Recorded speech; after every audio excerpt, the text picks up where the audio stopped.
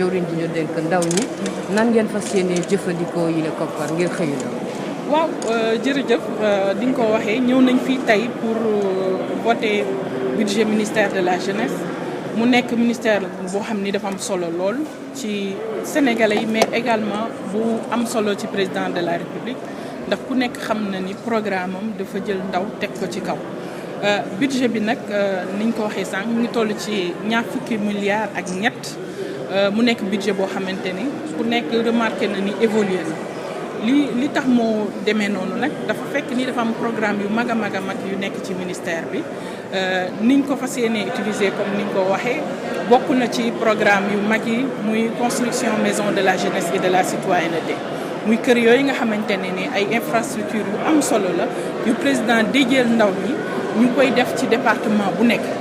te ren ñu commencé ci juróom-ñetti département yoo nga xamante ni bu ci nekk rek lancé nañ travaux yi te ñi ngi nekk di ko exécuter normalement te financement propre la yoo xamante ni gouvernement Sénégal moo ko yëkkati poosam def ko ci yeneen programme te ren bii nii di 2022 incha allah dinañ defaat yeneen 8 maisons di yaakaar itam ni ci ay partenariat dinañ gën a mën a renforcer nombre bi pour que juróom-ñett yooyu ñu weesu ko am lu ëpp juróom-ñetti maison ci ren ji yeneen programme yi bokk na ci ANPEJ bi nga xamante ni nii ci programme xëy ndaw ñi nga xam ne mu nekk programme phare boo xamante ni nii gouvernement Sénégal da ko teg pour ndaw yi Sénégal yëpp mu nekk programme boo xam ne nag ministère yi ko séq dafa bari waaye ministère de la jeunesse nag boo liñ naan tàgge boo gis am na jàppal diw bii ministère de la jeunesse transversalité maanaam importance bi nga xamante ni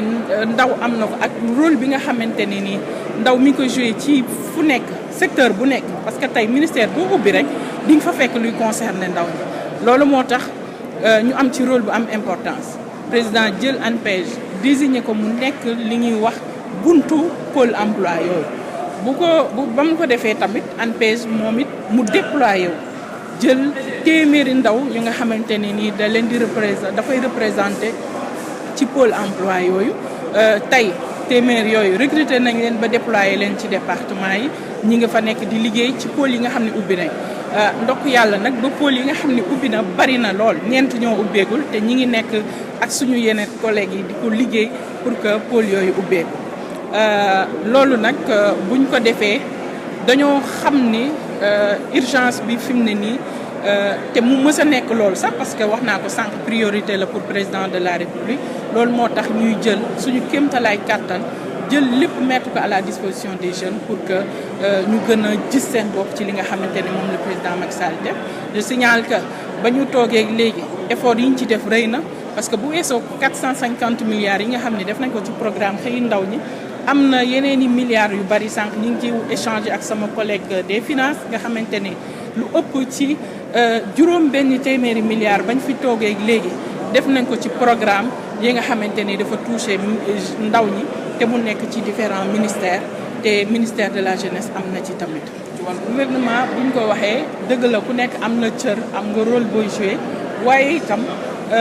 bu ñu boolee liggéey def li nga xamante ni moom la tubaab di wooyee synergie bu ñu ko defee rek ku ci nekk di nga sentir sax ni la nekk ca sa ministère morom ci sa ministère la nekk te nag bu ñuy wax entrepreneuriat rek ANPEJ mi ngi ciy joué rôle bu am solo ANPEJ tey bu dee financement la ci ak manière bu mu mënti nekkee parce que léeg-léeg ñu accompagner ndaw bi ci matériel bu mu soxla parce que jàpp nañ ni financement bi du yëkkati xaalis rek jox nit ki mu dem ANPEJ dina conseil dina gëstu ndaw mi ba xam financement xaalis la soxla wala financement matériel wala ba xam ndaw li ñor na pour am financement donc nag loolu yëpp liggéey la bu nga xamante ni dafa am ñu xarañ ñu nekk foofu ci agence bi ñu tuddee leen des conseillers en emploi ñu koy def kon lii ngay wax nii jàpp naa ne ANPEJ mi ngi koy def am nañ agence pour def loolu maintenant yéen a ngi wax waxu moyen defe naa ni moyen bi mu nekk ministère bi wala mu nekk feneen l'essentiel mooy que ñu mën cee jot te wax dëgg yàlla suñu collègue yi ngi ko seqal ñi ngi ci liggéey ak ñun liggéey bu am solo ñi ngi ci déggoo di teg jéego yu am solo